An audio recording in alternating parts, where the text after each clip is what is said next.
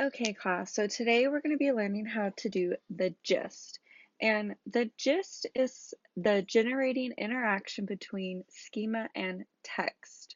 So what that means is that we're going to help build our background knowledge and as well as kind of get the idea of what our passage is saying. But we're going to stop at every summary.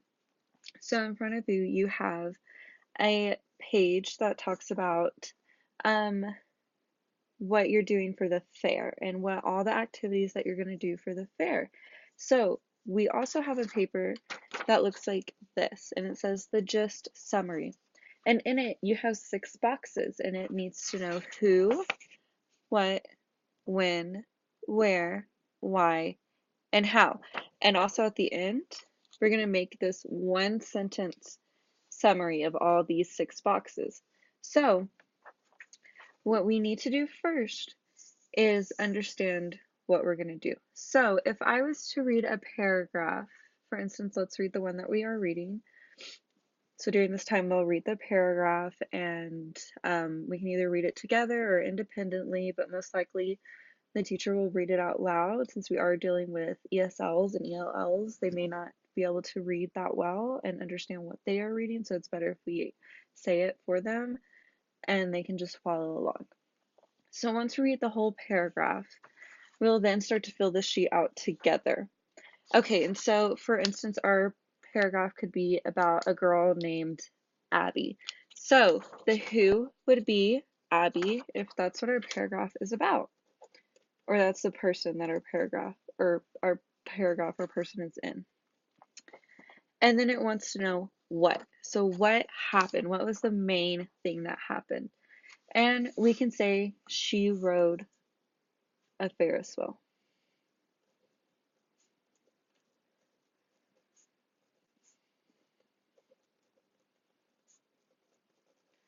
So, as we're writing this, most likely it'll be like on the smartboard, a photo of this, or it'll be one of those projector cameras. So that way, as I'm writing, they're also writing and following along with me. And typically with this, but since we're starting out and teaching them what it is, it's going to be a whole group. But once they do start getting used to this, it's going to be used for a testing strategy that I want them to start using on like 6 weeks tests, CFAs, as well as STAR testing, since third grade is a STAR testing year.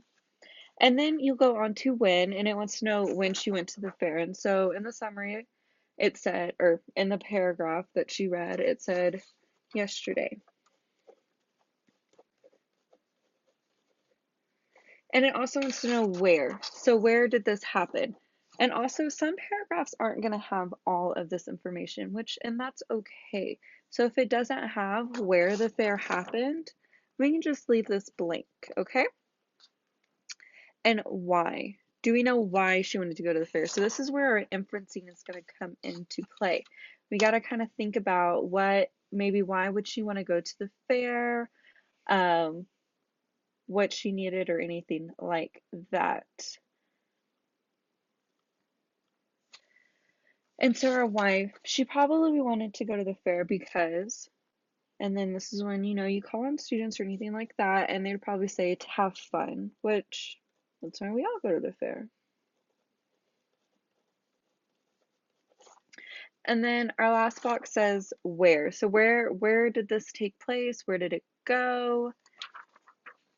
Um, and then also we have how. So how did it occur? How did it happen? And so once the students have all of these boxes filled out, we're going to all look at the information in these boxes and we're going to need to come up with one sentence that will summarize that entire paragraph. And so we can say the whole paragraph was Abby went to the fair and rode the Ferris wheel to have fun. And so that is the big summary or the gist of what happened in paragraph 1. And this is such a great strategy because whenever the students are going back and they need to know, for instance, a question can say, well, what was the summary of paragraph 2?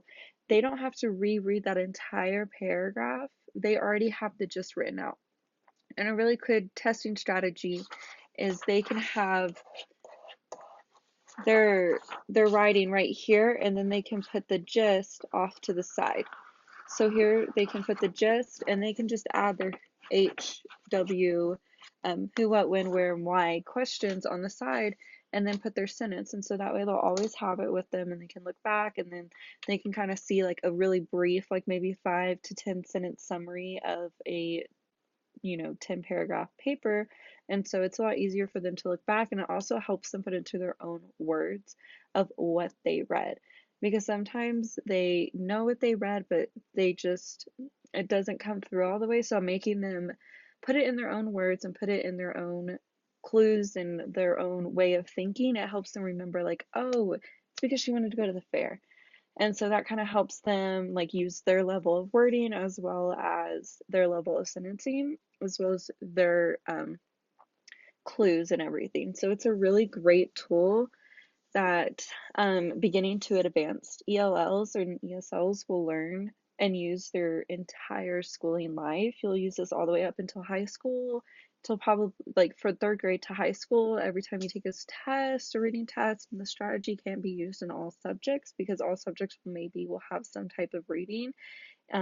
Probably not for math, but it could be used for math.